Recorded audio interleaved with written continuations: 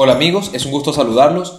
Vamos a hablar en este video de cómo podemos reducir el riesgo de acuerdo a nuestros objetivos y a nuestro perfil de inversionista. Cuando entramos en el mercado de valores debemos tener presente que la bolsa es impredecible y que nuestro dinero está expuesto a distintos riesgos. No podemos decir que podemos eliminar por completo dichos riesgos, sin embargo, sí podemos disminuirlos a lo más mínimo posible. Existe una regla, y seguramente ustedes la han escuchado, que establece que a mayor retorno, mayor riesgo.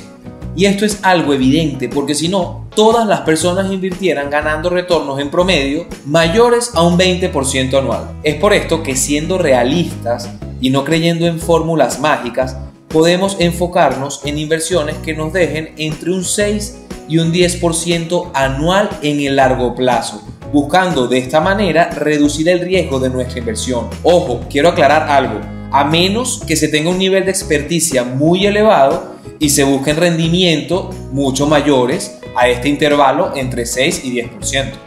Vamos a ver cuáles son los tipos de riesgo que existen al invertir. El primero es el riesgo sistemático, que consiste en los factores externos que pueden hacer variar los rendimientos de los instrumentos financieros en los que se invierte.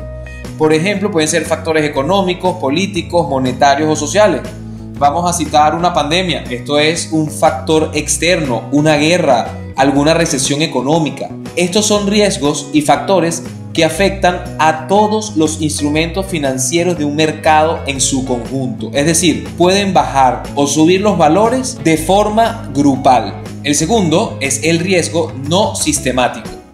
Este consiste en los factores internos de una empresa, es decir, el manejo de sus operaciones, las decisiones que tome la junta directiva sobre la actividad de la compañía en determinado momento, el resultado de sus ingresos, algún acuerdo importante que decida hacer la compañía. Es decir, el riesgo no sistemático depende del manejo que se tenga internamente en la compañía, y esto va a hacer que bajen o suban los precios de las acciones o de los bonos o de algún otro instrumento que tenga una empresa.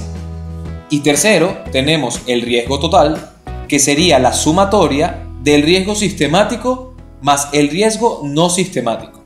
¿Y cómo podemos manejar estos riesgos? ¿Cómo podemos reducirlos? Se dice, y está comprobado, que diversificando es la manera más práctica y efectiva de hacerlo.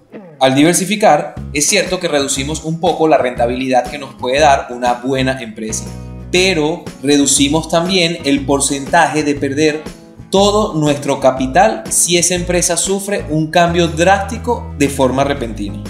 Para lograr esta diversificación, una manera muy efectiva utilizada en los últimos años son los denominados ETF o fondos indexados, ya que cada uno de ellos está compuesto por cientos de empresas y al mismo tiempo se puede hacer la diversificación de distintas maneras.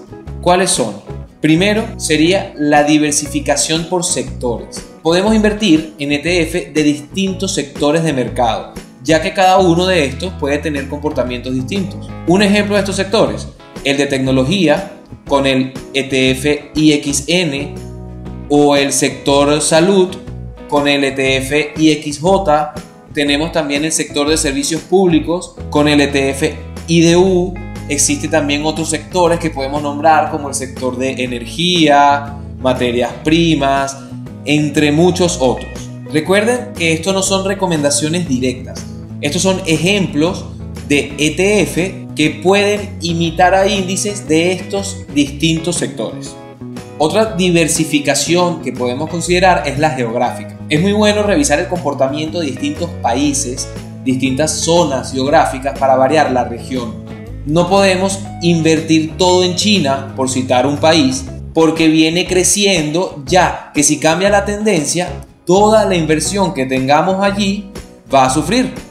Este es un aspecto que debemos considerar. Por ejemplo, tenemos al VOO, que es un ETF que imita al índice Standard & Poor's 500, que representa las 500 empresas de mejor comportamiento de Estados Unidos. Por otro lado, tenemos al ETF EFA, en el cual se incluyen más de 1.200 empresas de capitalización grande que están a nivel mundial excepto Estados Unidos. Por ejemplo, ¿qué empresas pueden estar en este índice? Tenemos a Samsung, tenemos a Toyota, a SAP, por citar algunas empresas conocidas. Otro índice que podemos citar es el Global Dow, que agrupa a las 150 empresas más grandes e importantes del mundo, cuyo ETF que lo replica es el DGT. Tenemos otra diversificación que es por tamaño de la empresa. Por ejemplo, los ETF que nombramos previamente, que son el VOO, que replica al índice Standard & Poor's 500, y el EFA, que replica al índice EAFE, son índices que agrupan empresas de gran capitalización. Tenemos otro índice muy reconocido que es el famoso Russell 2000, que incluye a casi 2.000 empresas de pequeña capitalización de Estados Unidos. El ETF que replica a este índice es el IWM.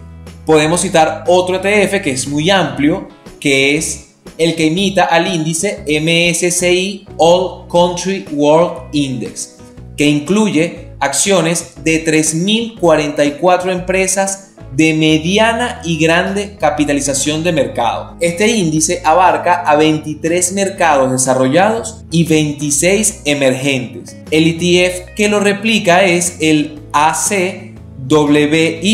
Podemos ver que en este índice tenemos una diversificación tanto geográfica como de tamaño de las empresas y sectores.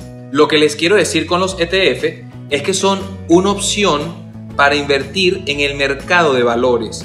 Es una opción que representa menor riesgo a invertir directamente mi dinero en una sola empresa. Miren, y quiero aclarar un punto. Invertir directamente en una acción sí da buenos resultados. Lo que pasa es que para poder comprar acciones de empresas necesitamos hacer lo que se denomina análisis fundamental, que es revisar el comportamiento financiero de la compañía en los últimos años. Tenemos que revisar los ingresos que ha tenido, las ganancias netas, su nivel de deuda, entre muchos otros factores.